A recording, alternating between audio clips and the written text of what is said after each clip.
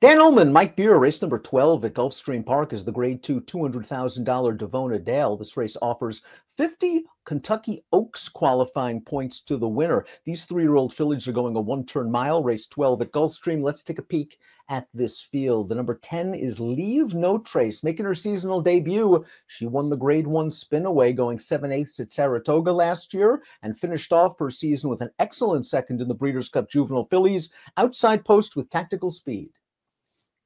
Yeah, had a really good 2-year-old campaign, Dan, from 4 starts. A little bit underrated as a juvenile, but just kept showing up in good races and running really well, giving away some recency to some horses to her inside in this race. But she's drawn on the outside of those horses. She's got really good tactical speed. I think she's still underrated, even after running really well at the Breeders' Cup.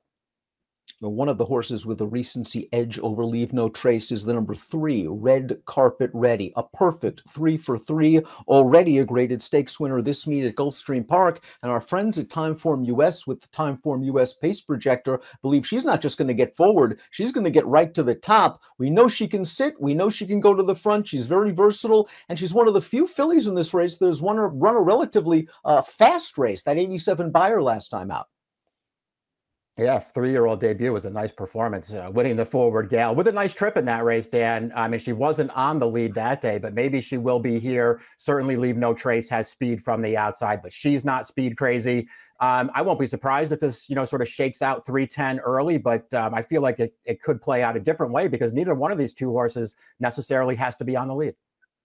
A horse that likely will be coming from off the pace, and a horse that should appreciate more distance is the number 1, Atomically, who looked so good, beating up on Florida-bred stakes competition at 2, then was privately purchased and sent to Todd Pletcher, ambitiously placed in the Breeders' Cup Juvenile Fillies, finished behind Leave No Trace, and then last time out in the Forward Gal, just fell a little bit farther behind the leaders and came with a good run. I really think this distance helps, and I think the possibility of a fast pace helps as well. Yeah, I mean, I could give her the benefit of the doubt for the Forward Gale. Not that she ran poorly in that race anyway, Dan, but she didn't break that sharply from the gate in that race, and it put her behind the 2 fillies that wound up finishing ahead of her in that race, and she just couldn't chase them down through the stretch. I still thought, all in all, she ran fine in that race off the layoff. I think it's going to be actually very interesting to see what this rider does with her as she breaks from the rail in here, Dan, because you're right. They could sort of sit with her and try to make a run, but she's pretty fast in her own right. I will not be surprised if they get aggressive with this filly from the rail. The number 2, Infinite Diamond, well, this is her deal. She excels going a one-turn mile at Gulfstream Park. She's won her last 2 starts over track and trip, including this race, the Cash Run on New Year's Day, where she was able to get up close to a moderate pace and sprint on home. She's got excellent tactical speed. I wouldn't be surprised if Jose Ortiz has her close to the pace in here. This is a tougher spot than the Cash Run. We saw her run in the Alcibiades 2 starts back, going 2 turns, and it was no bueno. Yeah, the Alcibiades didn't work out for her. I guess ultimately, Dan, when you go back and look at it, maybe it was just a little bit too much too soon for her. She was coming off of a really impressive maiden win, but she didn't face anything that day and just didn't really have to do much running to win. And when they stepped her up on the Alcibiades, she just could not go with those horses. I liked her 3-year-old debut. It was a while ago now, back on New Year's Day. I thought she ran well there. I thought she improved. She did get a good trip, though. I'm a little conflicted about her, Dan. If she's some kind of big price, I could use her. If she takes money, I'm probably going to try to fade her. The number 3, Red Carpet Ready, has been very impressive from 3 lifetime starts, and trainer Rusty Arnold had her ready to roll last time out in the Forward Gal in her first start off the year. Let's watch the Forward Gal. She bobbled a bit leaving the gate, but soon recovered very quickly. She pushed the pace 4 wide, pressed hard on the outside on the turn, and is just going to get away from Undervalued Asset, who's sitting second right now, and Atomically, who's in third. She beat 4 of these rivals. Now we'll see what happens as the distances increase. She's going to have to do it going a mile, but she's done nothing wrong thus far. Yeah, I mean, she's run really well in all 3 of her starts. And she was just, even if you want to, and I feel like maybe you want to give at least Atomically out of that last race, a little bit of an excuse. I don't really feel like you can say that Red Carpet Ready didn't win that race fair and square. And she was just really impressive doing it, ran faster again. Maybe the distances as they stretch out, it works against her, but I'll be shocked if the one-turn mile is too far for her, Dan. To me, and I know that Leave No Trace on the outside has credentials, this is the horse to beat. Positano Sunset is the number 4, and maybe she needed the forward gal. Her first start of the year, she finished 4th behind Red Carpet Ready and Undervalued Asset and Atomically. Going to have to make up 11 lengths on Red Carpet Ready, but again, it's her second start of the form cycle for a patient trainer, and she's getting out to a mile. Yeah, it'll be interesting to see how I'm assuming she's going to rebound at least a little bit here, Dan. It'll be interesting to see how much. She did run a relatively fast race when she broke her maiden sprinting at the end of last year. Off the layoff last time, just never really could get involved, didn't break that sharply from the gate. They sort of stayed wide with her off the pace, and she never made any kind of an impact in there. I got to believe she's better than that.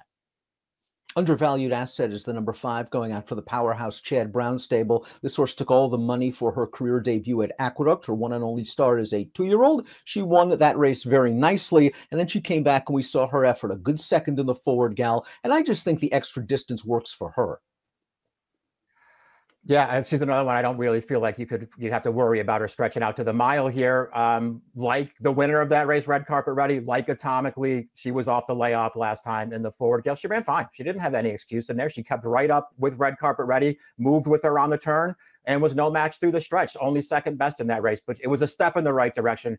Her debut win was fine. I thought she looked good winning, Dan. I wasn't blown away by the field she beat there. So that's the one little concern that I have about her. I don't think she beat a good field first time out, and she was only second best last time. Her uncoupled stablemate is a fascinating entrant. The number 6, Guns and Graces, also trained by Chad Brown. She's stepping up into this race off a slow maiden win at Tampa Bay. She only earned a 54 buyer, yet Chad feels she's ready for a Kentucky Oaks qualifying points race. Let's watch this race at Tampa Bay, going 2 turns, 1 mile and 40 yards. The pace was honest enough, 23.96 opening quarter, 23.88 second quarter. Guns and Graces stayed close to the lead and spurts on by. Not a good field. 5 horses from this race have come back to run. None have hit the board. Best buyer, a 56 on the turf. Yeah, she improved a little bit here. She does actually win the race very easily off of a good trip. Her debut at Aqueduct last November, going the 1-turn mile. I mean, that's another race where she didn't get a figure, Dan, but didn't actually run terribly in there. I don't know where Fireline, that's her stablemate, Fireline, who just drowned that field up on the pace. I don't know where she's been, but she looked really good winning.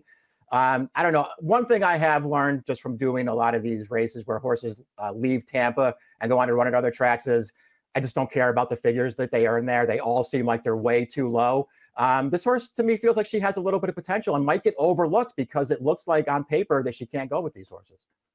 Well-connected, picks up Joel Rosario. Well-bred by Gunrunner, the dam, a grade 3 stakes winner, going a route of ground. The distance works for Guns and Graces, as we saw last time out. The number 7 is Lynx, who started her career with 3 consecutive wins down at Gulfstream Park. In her last 2 races, she's faced some of these. She was beaten by Atomically in the My Dear Girl, one of the Florida Stallion Series races. And then last time out in the Cash Run, the race we just saw, she finished 3rd. I thought she ran okay in the Cash Run, maybe a little bit pace compromised, and her buyers are creeping forward. Yeah, another horse. She is sort of taking small steps forward. Unfortunately for her, she's in a tougher race now. Is going to have to maybe just a little bit of improvement here. Dan's not going to be enough. She's going to have to improve a few lengths. It feels like in this field. She didn't run poorly last time, but I didn't see a big excuse for her. Couldn't quite get second. Maybe she was second best in there, but she was never beating Infinite Diamond. Number 8 is Adeliese's Smile, who pulled off an $82 upset in a maiden race over course and distance 2 starts back. That race prompted the connections to try the forward gal. She was even a bigger price, and she didn't run very well. Distance is good for Adeliese's Smile. She gets another furlong to work with. Her dam won the Woodbine Oaks, but she has to show a lot of improvement in a short amount of time. Yeah, just hard to make a really strong case for her, Dan. If nothing else, if you like her and feel like getting back out to the mile is really going to help her, you're going to get a big price again. I wonder if the number 9, Dorth Vader, is going to show a little bit of speed in here, stretching out to the mile off her most recent performance, the Gasparilla at Tampa Bay, a race in which he just got caught up in a very fast-paced dispute, and she paid the price. The 4th-place finisher from that race came back to upset champion Wonder Wheel in the Suncoast at Tampa Bay with an 83 buyer. Maybe a slightly easier pace scenario this time around, but the waters could be getting deeper from a class standpoint, and distance is a question. Yeah, distance is a little bit of a question. I agree with your take, though, about the pace. I feel like this is a good spot for them to get aggressive with her and see if she can make the lead in here. That ultimately may not do her any favors, Dan, because some of the shorter prices also have speed in this race. So we'll see how it works out. If nothing else, she does kind of looks to me anyway like one of the horses who is going to be a price in this race. And as opposed to some of the others, actually has some figures to give her a chance. It was really nice to see longtime New York-based horseman Phil Serpy have success with the 10 Leave No Trace in 2022, the winner of the Spinaway. A lot of things didn't go right for her in her subsequent start. The Frisette, sloppy track. She broke through the gate at the start. Here's her race in the Breeders' Cup Juvenile Fillies. This is an honest pace that she is pushing, and it took a great ride and a wonderful trip from a good horse, Wonder Wheel, to beat her. Yeah, I mean, she really ran an underrated race here, considering the trip she pulled. This pace is fast. She was a part of it. The winner comes from way out of it. The third place finisher comes from way out of it. The fourth place finisher comes from way out of it. And Leave No Trace is hanging on inside the 16th pole. She ran really, really well in there. Again, she was underrated as a 2-year-old. She has good speed from the outside. I guess it's going to be interesting to see when this barn starts to turn it around. Yeah, we talked about this before. Serp was unbelievable at Saratoga last year, 6 for 16, including the grade 1 win from Leave No Trace at the end of that meet. Since this filly won the Spinaway, he has not won a race. He's 0 for 34 over the last 6 months. Let's see when they start turning it around. We'll take a look at our top selections for the Grade 2 Davona Dale, race number 12 at Gulfstream Park. Mike, you're keeping the faith with Atomically. I really think the extra distance helps. I'm curious to see. I think you brought up a very good point. How are they going to ride this horse? They're going to try to get her into the race a little bit sooner because that could make the difference. She looked so good at 2. Yeah, she did. I feel like if nothing else, they got to come out of there aggressively from the gate. Then, if she can't make the lead, that's fine. She's shown that she can run without the lead. But I'd like to see them try to get forward with her here. I feel like it was enough of a difference last time that she didn't break great and wound up behind Red Carpet Ready and Undervalued Asset. And maybe it made a little bit of a difference there. And I'm not trying to take anything away from Red Carpet Ready because I think she's the horse to beat. But this is the spot I'm going to try to beat her here. I'm going to take the 1 and the 10. I'm going to go with Red Carpet Ready. She made a believer out of me last time out with her victory in the Forward Gal. I think the mile is within her scope. When the distances get longer, maybe a little bit more doubtful, but I think that she's going to work out a good trip from either on the lead or just off. And I think Undervalued Asset's going to run well with that last race under her girth and getting a little bit more distance and maybe some pace to run at. 1:10.36 for Mike, 3:5 for me in the Grade 2 Davona Dale at Gulfstream Park. Good luck.